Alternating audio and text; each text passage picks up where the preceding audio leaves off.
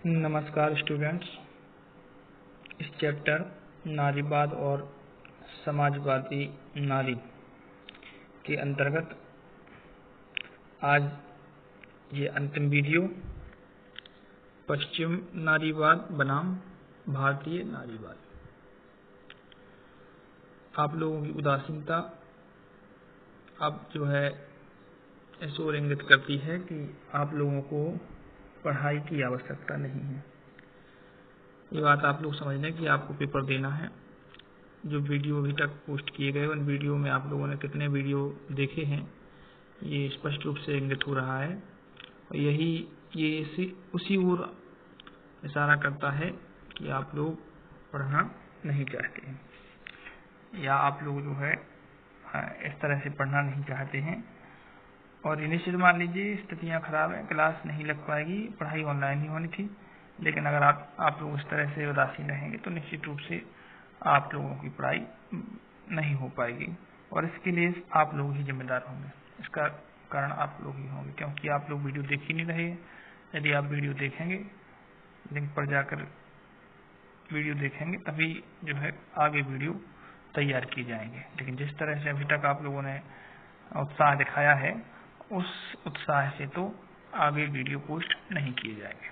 धन्यवाद। चलिए अब आगे चलते हैं, बढ़ते हैं आज के बिंदु पर, विषय बिंदु पर। आज का विषय बिंदु है पश्चिम नारीवाद बनाम भारतीय नारीवाद। ये हम लोग जानते हैं कि सामान्यतः नारीवाद की बात जो करते हैं हम लोग, इसका विस्तृत अध्ययन प्रारंभ होता है पश्चिम से, क्योंकि वहीं से जो है विभिन्न प्रकार की उपलब्धियां दृष्टिगोचर होती हैं, दिखाई देती हैं। अब फिर उन उपलब्धियों को भारतीय नारियों ने कैसे बनाया, ये मान लीजिए कैसे ग्रहण किया, ये विचार बहुत ही महत्वपूर्ण होता है। यह प्रश्न जो है वो समय अनुकूल है कि केवल जो है पश्चिम में ही नारीवाद का उदय हुआ या भारत में भी उसका प्रभाव रहा। हालांकि हम देखते हैं कि पश्चिम में जब नारीवाद का उदय हुआ उस समय तक पश्चिम की स्त्रियां मूलभूत अधिकार प्राप्त कर चुकी थी। ऐसे कई सारे जो है एग्जाम्पल उदाहरण हैं, और ये कहिए कि एक लंबा संघर्ष चला, विभिन्न प्रकार की क्रांतियां हुई, उन क्रांतियों में नारियों की भूमिका रही। उन क्रांतियों और उन भूमिकाओं से नारियों ने मूलभूत अधिकार, या ये कहिए कि प्रबल संघर्ष से मूलभूत अधिकार तो प्राप्त किए, परंतु कुछ अधिकार थे जो उन्हें प्राप्त नहीं हुए थे। तो सबसे पहले हम देखेंगे पश्चिम नारीवाद में कि पश्चिम नारीवाद की अवधारणा मूल रूप से किन बिंदुओं पर आधारित थी। तो सबसे पहला बिंदु था पश्चिमी नारीवाद की विचारधारा जब सामने आई, जब वहां की स्त्रियों को मूलभूत अधिकार प्राप्त हो चुके थे। यानी ये हम कह सकते हैं कि पश्चिम में जब नारीवाद का उदय हुआ उस समय तक वहां की नारियों को मूलभूत अधिकार जो थे वो प्राप्त हो चुके थे। अब उन्हें सिर्फ अपने अन्य अधिकारों के लिए संघर्ष करना था, या ये मान लीजिए अन्य अधिकारों के लिए प्रयासरत होना था। क्योंकि ये हम देखते हैं कि मूल अधिकार या मूलभूत अधिकारों के अलावा भी अन्य अधिकार होते हैं, जैसे यौनिकता का अधिकार या स्त्रीत्व की अवधारणा या अन्य मुद्दे जो स्त्रियां प्राप्त करके अपनी स्थितियां सुधार सकती थी, वे सब अभी स्त्रियों को प्राप्त नहीं हुए थे। वे कब प्राप्त हुए? तो ये दूसरा जो बिंदु है वो उसी को इंगित करता है कि जब उन्हें मूलभूत अधिकार प्राप्त हो गए तो उन्होंने अपने मताधिकार, राजनीतिक व आर्थिक अधिकार प्राप्त किए। यानी स्त्रियों ने पहले मूलभूत अधिकारों के लिए संघर्ष किया, जब उन्हें वो प्राप्त हो गए उस समय तक नारीवाद की अवधारणा पश्चिम में उदय हुई। नारीवाद की अवधारणा ने पश्चिम को अपनी गिरफ्त में लिया। फिर नारीवादी अवधारणा ने विभिन्न प्रकार के उन्हें अधिकार दिलाने में सहायता की, जिनमें मताधिकार, राजनीतिक और कुछ आर्थिक अधिकार सम्मिलित थे। मताधिकार यानी स्त्रियों को वोट डालने का अधिकार मिला, पुरुषों के समान ही। राजनीतिक अधिकार या जिस तरह से जो है सत्ता में पुरुषों का वर्चस्व था, राजनीति में पुरुषों का वर्चस्व था, वो महिलाओं को प्राप्त हुआ। तीसरा चीज जो कुछ आर्थिक अधिकार, यानी आर्थिक रूप से भी जो महिला को कमतर समझा जाता था, या ये कहिए कि महिला की स्थिति एक पूरक के रूप में थी, या ये कहिए कि गृह आय के पूरक के रूप में महिला को समझा जाता था, वो दूर होकर उन्हें अधिकार, आर्थिक अधिकार प्राप्त हुआ। यानी ये कहिए कि उन्हें घर चलाने का तो अधिकार प्राप्त था ही, साथ ही अन्य वो अर्जन भी कर सकती थी या कमा भी सकती थी, पैसे कमा सकती थी पुरुषों के समकक्षा के। ये सब अधिकार जो है उन्हें प्राप्त हुए।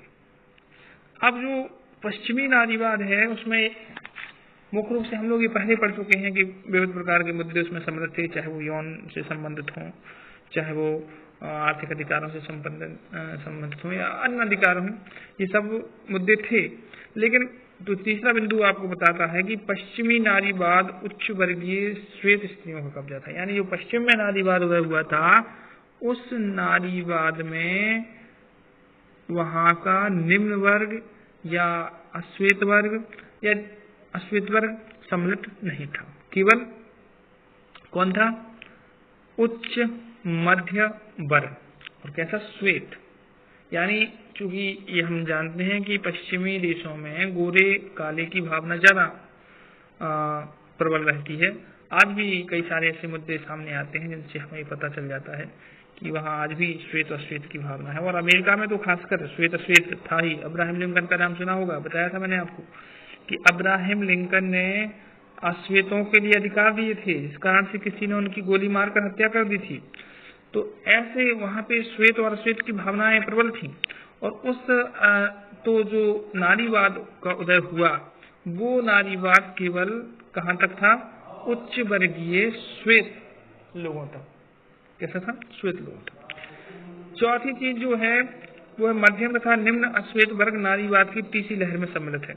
यानी जो नारीवादी आंदोलन हुआ या नारीवादी विचारधारा प्रचलन में आई, तो उसमें नारीवाद, उसमें जो है मध्यम और निम्न वर्ग के जो अश्वेत लोग थे वो कब आए प्रकाश में? कब आए? वो प्रकाश में जब आए जब वहां पर नारीवाद की तीसरी लहर आ चुकी थी। या ये कह सकते हैं कि हम प्रारंभ में नारीवादी आंदोलनों में या नारीवादी विचारधारा में पश्चिम में अश्वेत और मध्यम वर्ग नहीं था, लेकिन वह कब सम्मिलित हुआ? तीसरी लहर में। यानी जब नारीवाद तीसरे स्तर तक पहुंचा, तब जो है वहां पर जो है अश्वेत वर्ग या निम्न अश्वेत तथा मध्यम वर्ग सम्मिलित हुआ। ये चार श्रेणियां जो है मुख्य रूप से इंगित करती हैं, ये बताती हैं कि पश्चिमी नारीवाद मुख्य रूप से उच्च मध्यम वर्ग तक सीमित रहा। यानी उसने कभी जो है निम्न वर्ग और अश्वेत लोगों की या अश्वेत स्त्रियों की अवधारणा को स्वीकार नहीं किया नारीवाद में। लेकिन धीरे धीरे वह बाद में जब समाज आधुनिक हुआ तो सम्मिलित हो गया। ये वहां का प्रमुख रूप था। अब हम करेंगे भारतीय नारीवाद की बात। तो भारतीय नारीवाद जो है, सबसे पहली बात, भारत में सामाजिक संरचना जटिल है। यहाँ पर जो है प्राचीन काल से ही 4 वर्ग चले आ रहे थे और फिर वही 4 वर्ग बाद में जातिवादी व्यवस्था में परिवर्तित हो गए।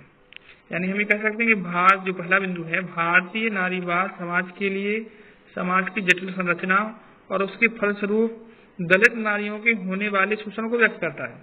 यानी जो भारत में नारीवाद उदय हुआ वो उच्च वर्ग में पैदा नहीं हुआ। क्यों? इसका एक कारण था कि उच्च वर्ग में नारियों को सम्मानित स्थान प्राप्त था। उच्च मध्यम वर्ग में नारियों को सम्मानित स्थान प्राप्त था, उन्हें देवी माना जाता था। और या ये कहिए कि उन्हें देवी के रूप में महानता दी जाती थी। आपने कई सारी ऐसी स्त्रियों के नाम पढ़े होंगे जो है आगे आकर नेतृत्व करती थी। पुरुष के ना होने पर भी जो है समाज का, राज्य का संचालन करती थी, शिक्षा ग्रहण करती थी। कई सारी उच्च वर्ग की ऐसी स्थितियां हुई। तो यहाँ जो नारीवाद है वो हुआ कहाँ पर? दलित नारियों के बीच, निम्न मध्यम वर्गीय नारियों के बीच।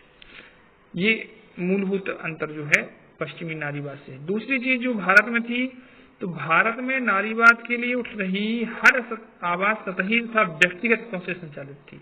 यानी हम ये कह सकते हैं कि जो भारत में नारीवाद उदय हुआ, उसका उद्देश्य समूल नारियों के लिए अधिकार प्राप्त करना नहीं था, अपितु उसका उद्देश्य व्यक्तिगत हित साधना था। यानी कहिए कि जितनी नारियां आंदोलनों में सम्मिलित हुई उन्हीं को सब कुछ प्राप्त हो, उन्हीं को अधिकार प्राप्त हो। इस तरह की अवधारणा जो है वहां अव्यक्त थी या प्रचलन में थी। कहां पर?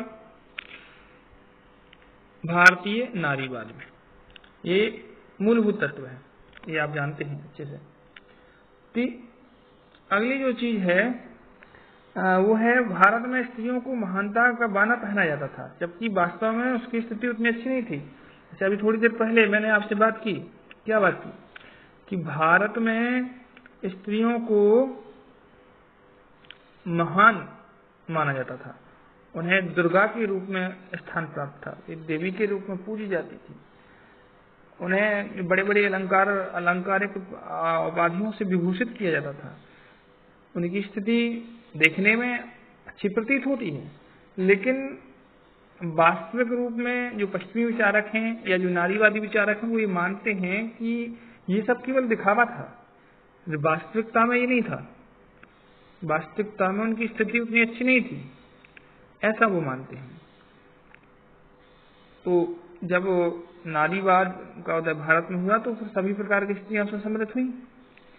चौथी अवधारणा जो है वो भारत की नारीवादी अवधारणा इस बात पर विचार करती है कि गरीब, ग्रामीण, दलित तथा अल्पसंख्यक स्त्रियों की समस्या क्या है, या ये कहिए कि भारतीय नारीवादी व्यवस्था भारत की गरीब स्त्रियों, ग्रामीण स्त्रियों, दलित स्त्रियों और अल्पसंख्यक स्त्रियों के कल्याण पर आधारित है। यानी वह इनके कल्याण की बात करती है। यहाँ ना तो यौनिक विचार हैं जो कि पश्चिमी नारीवाद में थे, और ना तो यहाँ पर जो है विविध प्रकार के अधिकार हैं, अधिकारों के लिए संघर्ष है।